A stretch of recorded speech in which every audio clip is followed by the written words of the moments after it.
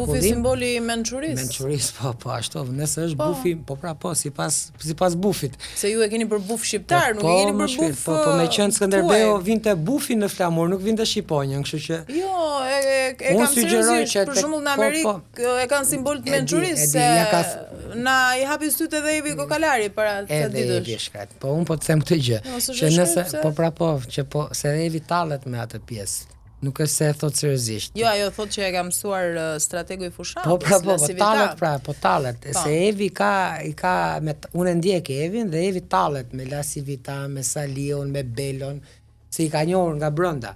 Dhe e kanë mashtruar, e kanë gënjur dhe i ka kuptuar se për çfarë e mbajnë Partitë Demokratike atë. Prandaj them që tallet, Evi shkret tallet me këta.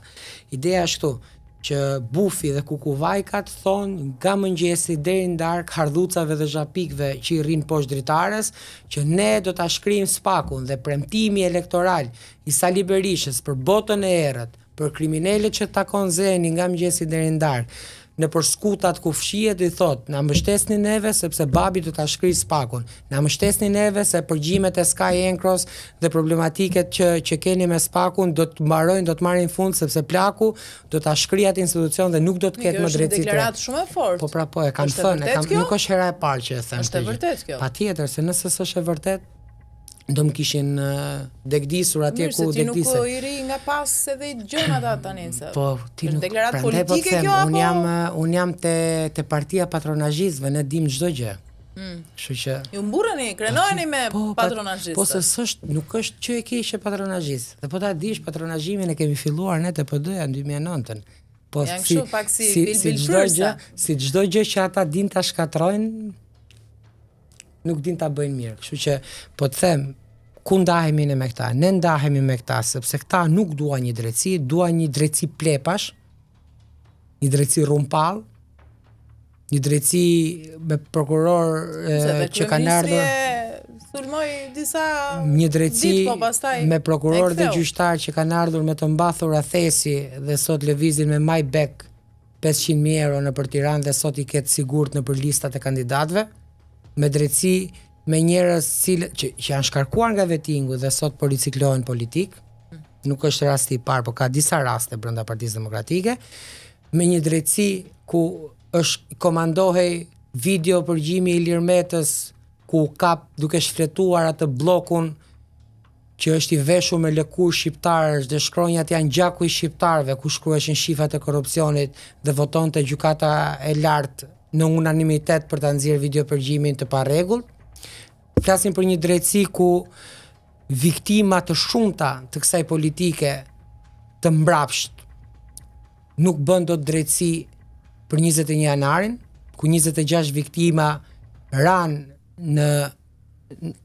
në biznesin e djalit të Saliut dhe asnjë nuk u dënua apo u dënuan me pak vite burg dhe sot janë biznesmen të fuqishëm nëpër Tiranë. Nëse ne aspirojmë të kemi këtë lloj drejtësie, atëherë më mirë ta lëm fare këtë punë dhe mos merrem me politikë. Ne aspirojmë të kemi një drejtësi ku edhe kur akuzohet personi më i fortë politikisht është kryebashkiaku i Tiranës, Erion Veliaj, Partia Socialiste nuk i bëhet mburoj, por kërkon standardin. Nuk i bëhet mburoj për akuzat që ka, por thotë të zbatohet një standard. Dhe një qeveri e cila kërkon standard, për standard, është standard ndërhyrja e kryeministrit në Bashkinë e Tiranës për shembull. Çfarë po ndërhyn kryeministri? Po firmos leje ndërtimi? Po jo. Çfarë po bën? U shkarkuan njerëzit e Erion Veliajt, u emërua një njeri. Po ti tani mos bëj sigurisht. Kush i thot mos po ta them, unë kam qenë aty, jo më kam përgjigje, vazhdo më pyet. Okej, jo të pyet akot meqense e përmendë. Jo, pra çfarë po ndërhyn? Se ndërmend fare, po meqense e përmendë. Atë duket çfarë ndërhyrje bën Edi Rama në Bashkinë e Tiranës? Më thua një gjë konkrete. Po të pyes, ti ke koment, s'ke koment, jep mos e jep. Po bën se nuk as po firmos leje ndërtimi aty ku e ka Meraku në opozita. Dakor. As po emëron dhe shkarkon njerëz, po ka një këshill bashkiak që merr vendimet. Po pra, se këshilltarët opozitarë të opozitës nisën edhe letër në Komisionin Evropian për ndërhyrje të... Ata kanë nisur letër dhe në hënë, more. Ata biles po presin që të vi Trumpi t'ju hapi hapjen e fushatës tani, se kështu kishte thënë Baca Sali. Trumpi vetë. Që ata kanë kontraktuar. Vetë Trumpi. Me qëra fjalla si duket kontraktimi Laç Civitas? Ai është djali më i mençur që ka kur Gjenca Budallën dhe Umer Lekët këtu, ai është perfekt. Është personazh jashtëzakonshëm. Nuk do të ketë asnjë lloj ndikimi. Un po të mundet, po të më dëgjoj se nuk kam kontakt me të, ti them të lutem ngrije sa më shumë atë shifrën. Se ka Fatmiri lek sa të duash. Ka lek sepse kanë vrarë 26 veta në Gërdec dhe me paratë e Gërdecit po paguhet. Këtë ta di, është pak po e sigurt. Dhe ato videot me zgërdhirje nga Washingtoni me njëri tjetrin, ai ndoshta nuk e di, po janë vrarë 26 veta në Gërdec për të paguar ti. Duhet thënë atij zotërisë. Është shitur gjithë armatimi i ushtrisë për të paguar ti. Do thënë atij zotërisë. Janë shitur miliona euro nga Ministria e Bujqësisë e Mjedisit për të paguar ti. Dhe kjo është standardi dhe Laç Civitas po bën gabimin më të madh që e ka ulur ai shumë atë. Do ta ngrej sa më shumë. Ku e di ti sa e ka ulur sa për publike njërin. Njërin e kanë bërë publike. Unë nuk e di për shkak. Po kalon $1 milion. Publike. E kanë bërë publike këtë faturën? Po, është fatura publike. Po se bën Saliu, po këta harrojnë diçka që deklarohet në fara. Aty ku nuk ishte harruar ai Ilirit i fshinte. Kështu që milionat e shqiptarëve shkojnë për Laç Civitas, i cili pretendon t'i sjell Trumpin, t'i hapi fushatën Saliut, ndërkohë demokratët janë 12 vjet të lënë rrugëve, janë 12 vjet që shpresojnë që ylli polar në ngjitje dhe më i riu i Partisë Demokratike Tritan Shehu të sjellë ndryshimin në Shqipëri. Këtë herë gjithmonë i prezantojnë këta edhe pse bëjnë një fushat deri diku me nuanca tallavaje. Të dyja partitë për shembull i kanë prezantuar tashmë programet e tyre. Berisha për shembull akuzon Ramon se i ka kopjuar programin. Po sepse aty ka për shembull premtime që pensioni do të bëhet 400 euro, ndërkohë që deri më tani kryeministri gjatë gjithë kohës argumenton me shifra, me statistika se nuk e rrit dot pensionin për shkak të gjithë analizës që ai i bën kësaj gjëje. Domethënë, nga ana tjetër, programi i Partisë Demokratike, për shembull, nëse e shikon ftohtë, nuk duket aq i keq, janë premtime të majme ato. Të arritshme. Të majme janë, po sa të arritshme, janë të arritshme shumë.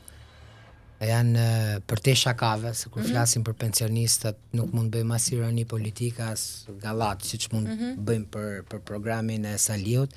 Ne trashëguam një sistem pensionesh mizerabël gjatë kohës qeverisë Berisha.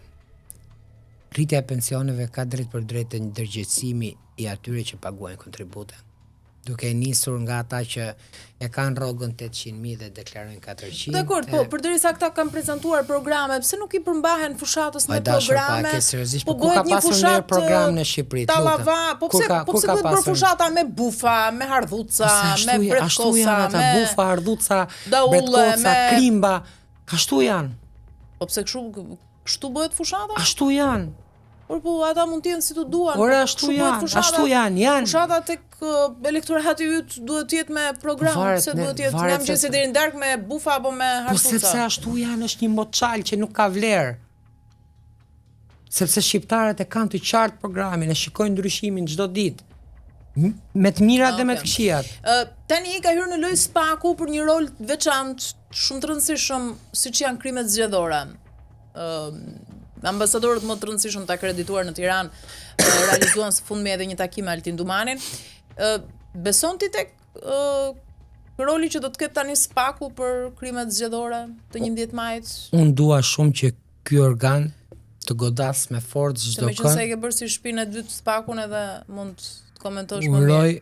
Uroj që ky organ që është ngritur, ky komision apo si mund t'ia vëmë emrin, për struktura për krimet zgjedhore, të ndëshkoj me forcë çdo kënd që përpiqet të deformoj vullnetin e qytetarëve. Do denoncosh ti edhe nëse këto ishin nga krahu yt? Unë di të them vetëm diçka, që kudo që mendoj që më preket një vot, të jemi pari që të denoncoj ku ti. Jo, e kisha edhe brenda partisë tuaj, nëse po brenda partisë po ma vodhën votën, mos e po doja s'ma vjen 10 votën aty mu. Unë këtë po të them. Po ma mori votën, ma merr brenda partisë, se po doja. Flas për një episod që si ti i përfshir. Po nuk po qesh në qendrën e votimit thotë.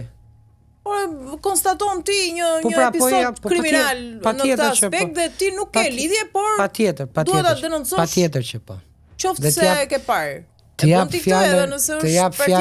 jap fjalën e nderit dhe fjalën e burrit që e bëj.